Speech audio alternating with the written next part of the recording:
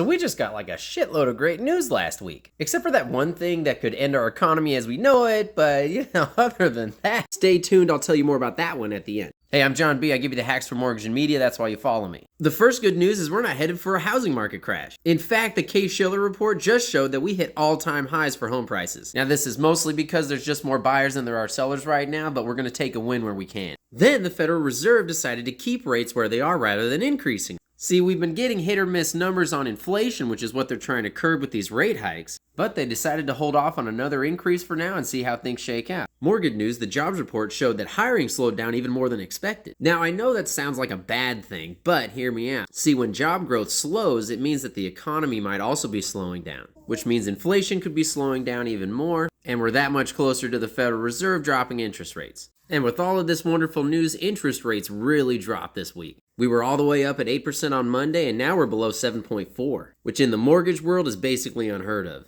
We also set a record for our credit scores. The average is now 718, and it's never been that high before. That means people are making payments and keeping up with their debt. But that's only half the story. Remember that world-ending thing I was talking about? Not only do we have the highest credit scores ever, we also have the highest debt we've ever seen. As a nation, we just surpassed $1 trillion in credit card debt. And our average credit utilization has been going up significantly over the last year. Now here's where it gets really scary. See, we don't just have record debt, it's also at a record interest rate. Rates are in the low 20s, and that could mean that more people are making just the minimum payment, which means debt could continue to rack up and cause more strain on households. This gets especially scary if we start seeing people lose jobs and the unemployment rate go up, which the Federal Reserve said it's 100% willing to do. So if a recession really does hit, this could be a big culprit, one that could affect the economy for years in the future. But let's stay positive and assume that this massive weight hanging over our heads is not going to drop anytime soon. So relax, soak in the good news, and follow me for more updates.